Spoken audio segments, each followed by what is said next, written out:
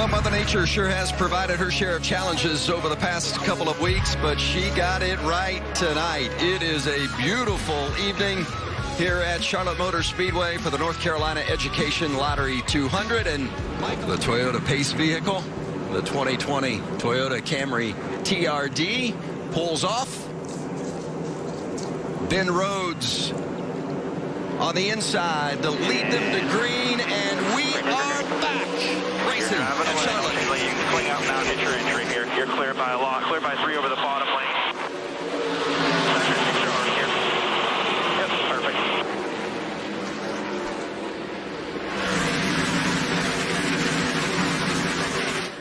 Rhodes to the point, but it has not sorted itself out. Back in the pack. How about Austin Hill jumping to the outside of Ben Rhodes to go through that traction compound? Wow, what a drive off. Nice for power. Austin Hill. That was beautiful. He executed that pass perfectly.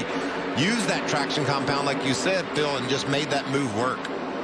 So Hill leads the first lap with Rhodes in his shadow. And finally starting to sort itself out a little further back. Tanner Gray up on the high side there in that blue truck, number 15. You see Matt Kraft in the 2-time Charlotte winner. He settled in inside that top 5 just ahead of Tyler Ankrum, but that entry didn't look too secure. See Todd Majeski, that blue and white number 45 right there on the inside of Tanner Gray, going for that 3rd spot. With the iRacing sponsorship on the hood of that 45 for Majeski, and what a great part that iRacing has played in our extended break from the series and the season as Crafton gets around Majeski for a position. A little bit of contact a little further back in the field between Brennan Poole and Garrett Smithley. Oh, and Jordan Anderson off the pace. You see up there on the back straightaway, the 3 truck slowing down. That was a power move, too. That young racer has been really impressive, hasn't he? Sure has. Make that 3rd spot, guys.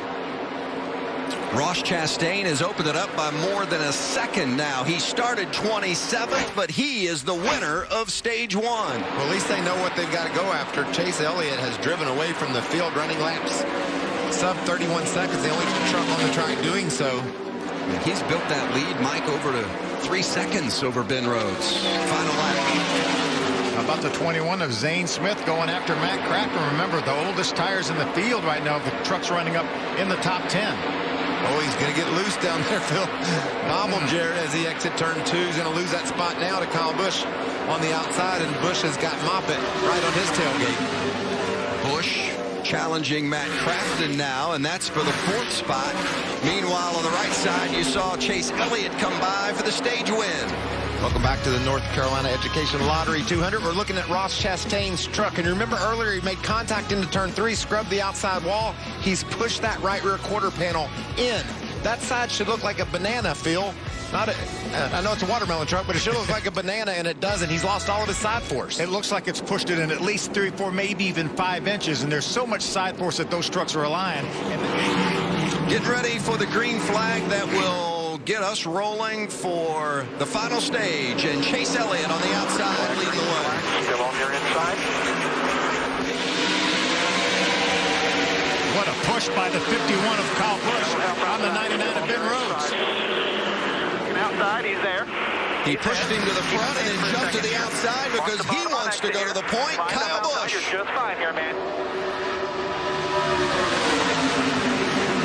Todd Gilliland all over his back bumper. And Rhodes trying to fight back on the inside. 3 wide behind him as well. Look at this mob off turn 4. Was that Gillen into the outside wall? Yeah, he got squeezed up there by the 99 of Ben Rhodes, and there's damage to that left front quarter. That'll blow that tire out. Yeah, there's a lot of damage to that left front. He's going to need to get to pit road pretty quick. Well, that looks like a mess.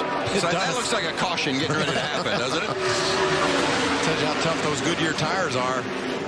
You know, when we were listening to the spotters during their Crank It Up segment, the thing you don't want to hear is middle of 3 wide, middle of 3 wide. John Hunter Nemechek trying to get back in the top 5. How about Todd Gilliland in that 38 in the tire rub, Alan? Yeah, just going backwards right now. Tense moments as they were trying to diagnose, should he come in, should he not? Then they just said, let's see if it goes away, if it stops smoking. We can't see any smoke at the moment, but you can see there's some damage there on the left front of that 38 truck. Remember, this is Todd Gilliland's first race with a new crew chief, Chris Larson. They're trying to see if he can just hang on and see if the damage is not as bad as they hope. You see the wrecked race truck of Jesse Iwuji, and Brennan Poole was involved in that, as was Stuart Friesen. Bringing out the caution, and Friesen just didn't have anywhere to go here as they come up on Iwuji. Yeah, Iwuji's a lap truck, and you would think he would get to the bottom. They're racing side by side, and I think Stuart assumed he would stay low, and Jesse moved up the road, and really nothing Stuart Friesen could have done differently there. He was committed to the outside. Obviously, he tore up his truck, so hindsight's 20/20, but you can see there's just no way to think that Iwuji would move up in the lane. Yeah, that's incumbent on the spotter to say, hey, they're coming too wide behind you. Move down to the bottom, give them room, and they would have been able to get by if that had been the case. Ross Chastain and Tyler Ankrum narrowly avoiding contact in that. In fact, I think Ankrum did get in. He definitely got into the backside of Stuart Friesen, but so maybe some front end damage on that 26 truck as well. Great job, though. And he always mentions them too in his interviews. Johnny Sauter penalized for speeding during that pit sequence as we're back green with just under 50 to go, and Kyle Busch jumping to the point. Austin Hill a little bit slow on that restart. That's going to bottle him up, get him 3 wide there. Chase Elliott in the middle, Matt Crafton on the outside, that yellow 88. And how about Brett Moffitt to the inside, getting the lead from Kyle Busch, wrestling it away. Strong on the restart for Brett Moffitt. But watch this. Oh, and there's trouble. More contact, and Poole again involved in that 30 truck along with the 44 of Natalie Decker. It has gone from bad to worse for Brennan Poole. Oh, red's used up.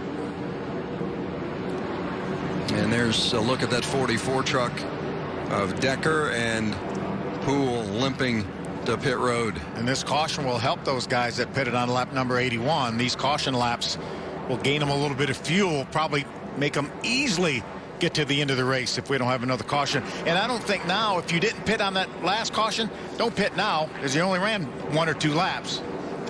And as it would work out, Poole and Decker pitted right next to one another. Natalie Decker, of course, had that great 5th place finish to start the season at Daytona, and you see Brennan Poole from the Woodlands, Texas. Second here a year ago. Yes, indeed. Great run there. The message on that truck, remember, everyone deployed. It's what red is an acronym for. Looks like Decker just lost it. I didn't see contact leading to that half spin, and then it caught up Brennan Poole. Yeah, Brennan may have gotten on the brakes and got hit from behind and shoved him up into the 44 of Natalie Decker. That truck was very mediocre early in this race, and now he is battling in the top 5. Yeah, Elliott's got that 2nd place position now, and you see that Crafton's crew, I believe, indicating that they were done for the night with an issue underneath. You think maybe a track bar or something, Michael, trailing arm? I thought I saw that rear end moving around under the caution there. And a caution is out again, and it's Todd Gilliland in the 38 over in the 3 and 4 area with heavy contact. And the first time Gilliland had contact, it was the left front. This time he got just about all 4 corners. I think the left front may be the best part of it. Yeah, that's what I was thinking, man. It's definitely the toughest part of it. It didn't give up. Going to really far up the racetrack, trying to find some grip, and he's losing ground, guys. Yeah, that advantage for Elliott now over a second. It just seems like Kyle keeps catching lap trucks in the wrong place. He gets to the corner, and they're where he would like to be, and you can see the truck there off turn 4 gets all sideways with them, and that just means losing ground down the straightaway. You know, Chase Elliott's going to hold his breath till he sees that caution flag. If the yellow flag were to come out, I mean the white flag, excuse me, if the yellow flag were to come out now, then they would have another restart. But if they can get to that white flag, he knows the next flag will end it. Well, he thought he had the win just a couple of nights ago in the Coke 600. 2 laps away from victory, and his own teammate ended up having a problem to bring out the yellow, and ultimately Elliott did not win. This is the final lap for Chase Elliott as he leads Kyle Busch. Elliott, a 2-time winner in the Truck Series, his most recent victory, his most recent start back in Martinsville of 2017.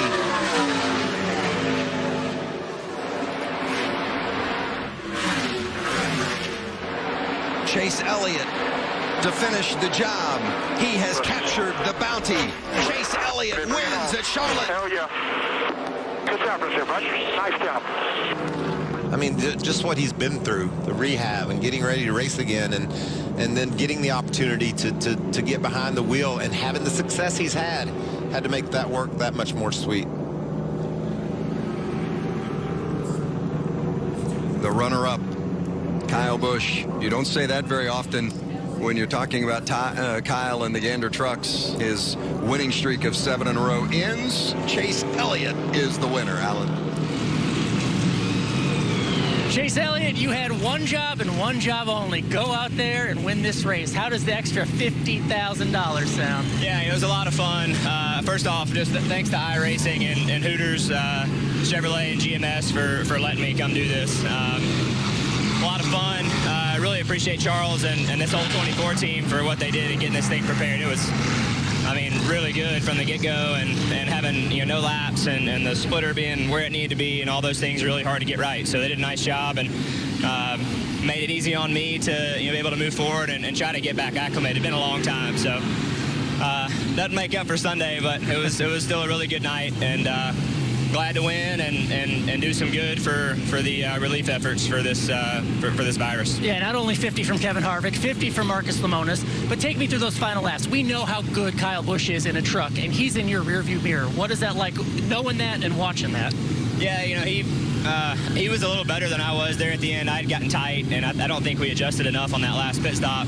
I was a little scared too. I really didn't know exactly what I needed or what these things did as time went on. So luckily, you know, the right front stayed on it long enough to get to the end, and I think he burned up his stuff pretty hard trying to get to me. So just appreciate the effort. It was a lot of fun, and to be able to come out and to outrun him and him finish second. You know, I'd much rather him finish second than wreck or something. So I feel like I did something right. Chase Elliott, bounty hunter, he collected tonight, guys.